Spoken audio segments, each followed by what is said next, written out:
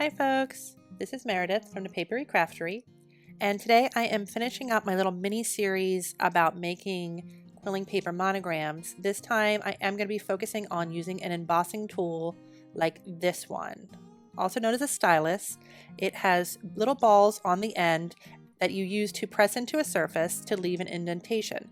That's what we're going to be using in today's demonstration for making quilling paper monograms.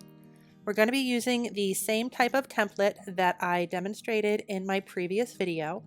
If you haven't seen that video, even if you're not interested in other ways to make quilling paper monograms, you really want to focus on the embossing tool, you might still want to hop on over to that other video when this one's through, because I do go into pretty great length to demonstrate how you can make your own custom monograms or even words to do this same technique.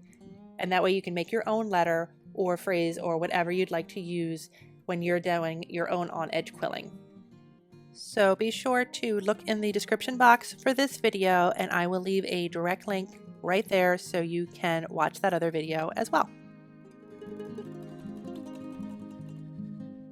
In addition to your template and your embossing tool, you're also going to need your final surface that you're going to be mounting your quilling onto for this project. This time I have the same 5x7 pre-cut white mat board. I'm also going to be using my standard 1/8 inch quilling paper strips for this project, and I'm going to go into some detail later on as to different ideas you could use and actually ones you probably should use instead of what I'm doing. But I wanted to demonstrate this project with what is easiest to find. And I also have two types of glue here. I have just regular old Elmer's glue all in one bottle, and then I do have some tacky glue in another bottle. And I have these going face down in a little cup with a damp towel underneath. That's going to be important to keep your glue flowing nicely. A couple other tools you're going to need is some sort of quilling tool, whether it's a slotted tool or a needle tool. You're going to probably find some tweezers to be handy and a small paintbrush. Also some small scissors. There might be some times where you have to snip very small pieces. I'm going to be using some washi tape to keep my template still. And then I also do have just a piece of wax paper here on my board because I like to put my glue right on there and dip my paper into it before I apply it to my mat board. So first thing I'm going to do to get my template together is to cut it down a little bit smaller. I'm making mine a little bit smaller than what my final surface is going to be because I find it easiest to line it up that way and make sure it's all even. Get rid of those scraps. You're not going to need those anymore. Like I said before, I'm going to be using washi tape to hold down my template. And in order to make sure that it's going to be even and straight, I am just going to take a ruler and just line that up so I know the ruler's straight and then move the paper. This is a good letter to practice on because it has a nice flat bottom and you can make sure that that is going to be straight and level. And then I'm just going to use a little bit of washi tape to put my template down on there. Be aware that even though washi tape is pretty easy to get off most surfaces, there is a chance that it could pull up some of your final surface depending on what that is. So be aware. You want to make sure that you're peeling that off very carefully later on. Now, the whole point of this video is that we're going to be using the embossing tool. Like I said before, it's just a way to make an indentation onto a surface.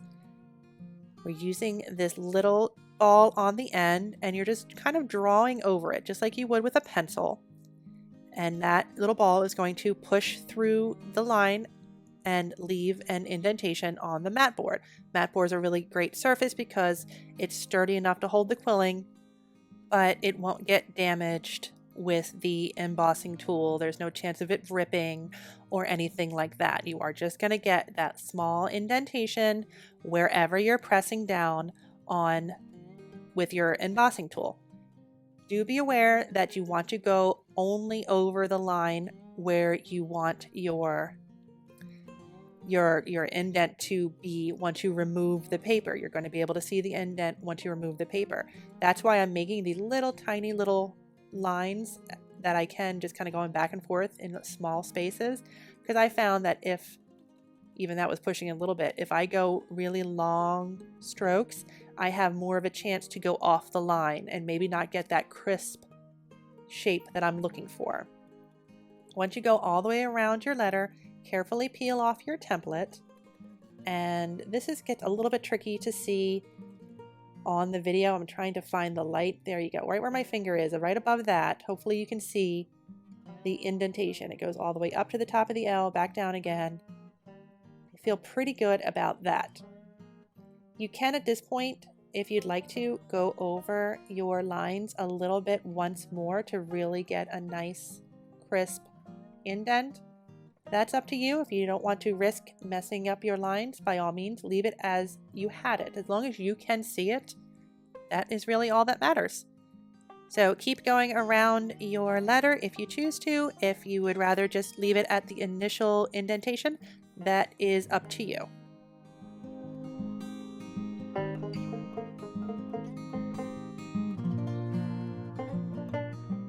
Now I've put my template aside, and I just want to talk about paper. Like I said, I'm using my standard 1/8 inch paper.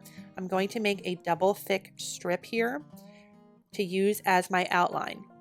Because you need something that's really going to stand up on its own. We're not using any pins for this. We're not using anything else to hold up our paper. We need something really thick. Traditionally, these type of project with the embossing tool and the monograms and letters are made with thicker weight cardstock like paper. I wanted to demonstrate this with what most people have on hand and show that it can still work. It might be a little bit trickier. You might need to go the extra step of making your strips double thick like this one. I have a whole video on how to do this with longer information. I will also link to that one. Like I said, I just wanted to show what people could use without having to buy a whole new set of quilling paper strips that are thicker.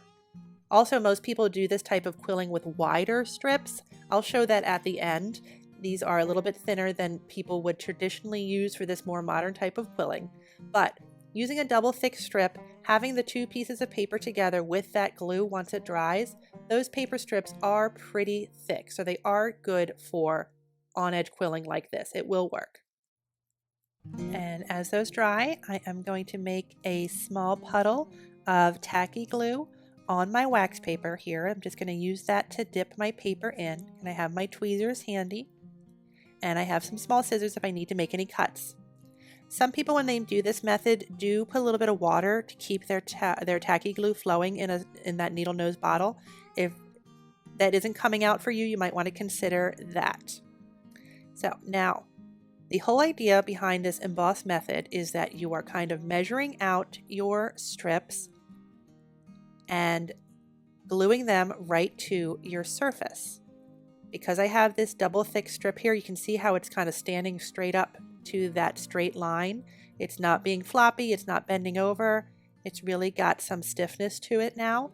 That's what I was talking about before when I said, you might not have to buy new materials just to use this method. Experiment with that first. If you find it doesn't work for you, by all means, invest in the cardstock paper. I just didn't want that to hold anybody off from trying this.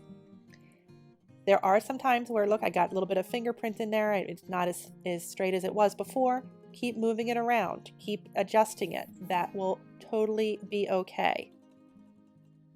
I'm starting here with that top part of the L, and I'm just measuring it and going back and forth. As you get better at this with more practice, you might not have to measure as much. Your eyeballing skills will get to be a little bit better.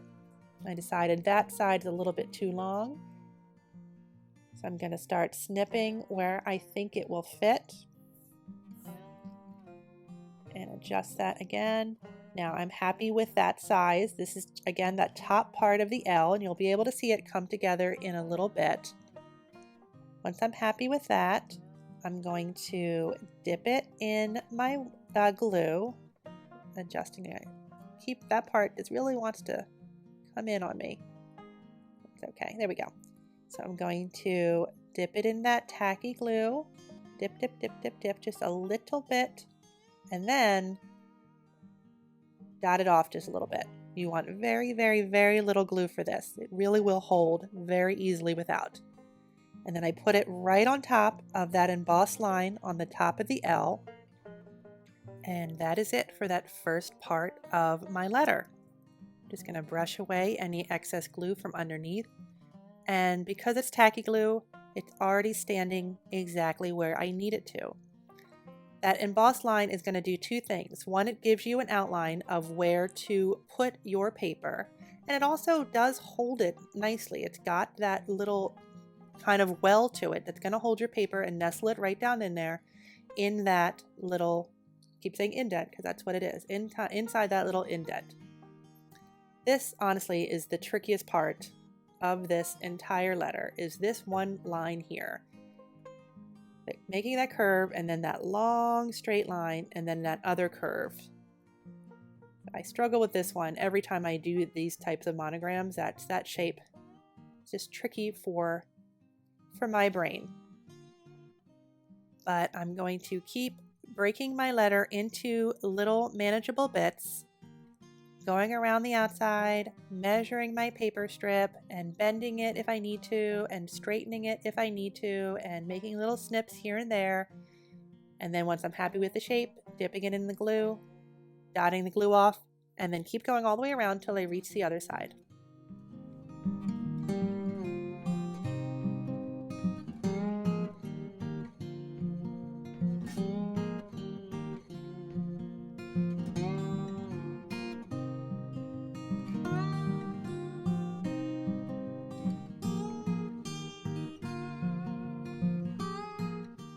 At this point on the edge of the bottom here on the right side of my letter, I realized I got a little bit off track. I'm not exactly on my embossed line.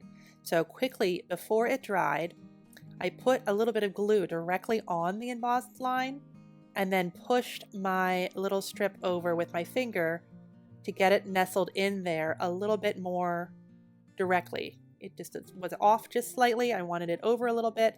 That is something you can do too, is put your glue directly inside the embossing line and lay your strip down. You just might get a little bit too much glue. But you can always just wipe that away. That's why you have your little paintbrush.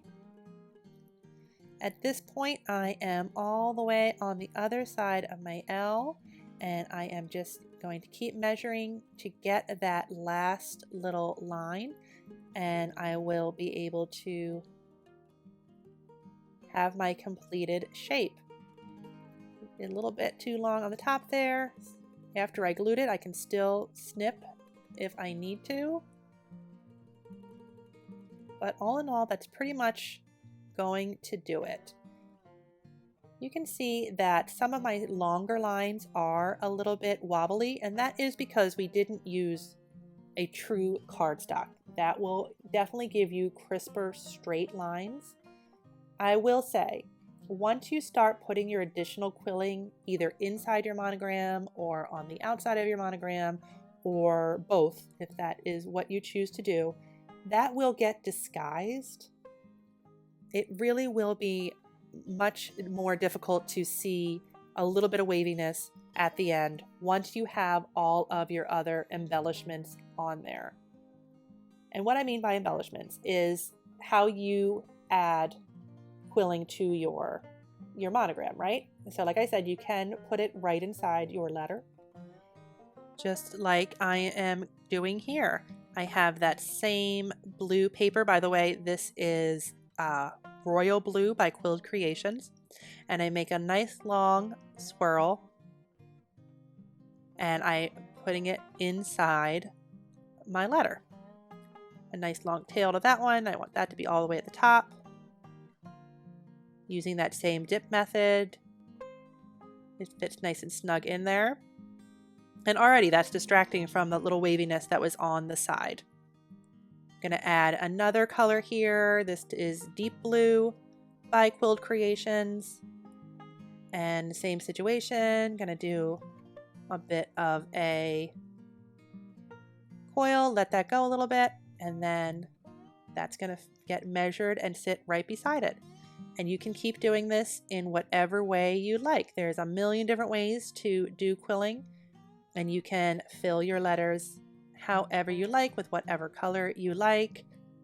Once you start looking for inspiration out there, there is many beautiful creations, all with different types of quilling inside or outside of monograms. One of the negatives about doing your monograms this way as opposed to on top of wax paper is that you don't really have a lot of room to experiment as much. You don't have pins holding up your quilling, so you can't move things around and see how they look and test things out. Don't be afraid to, make a sketch beforehand, just as simple shapes, just some simple lines, some simple flowers, or whatever you decide to add to your monograms, and that might make you feel a little bit more comfortable. Even though I've been quilling for, I don't know, 10, 11 years now, and I even did that for these two letters that I'm going to show, this one and another one that's going to come up in a second. I made some quick sketches because, this isn't a technique that I use very often. I feel more comfortable with the pins and being able to move things around and play. So I wanted to have sort of an idea of where I was going before I glued everything in. You can, put some stuff down on your mat board without gluing it and play around that way, but it doesn't really have the same effect as the pins. So just another idea of how you can make this a little bit more comfortable if you're just starting off with this style. So here is the same exact letter, the same exact way. I just finished this one, and you can see that I extended some of my lines outside of my letter to make it more of an open type format.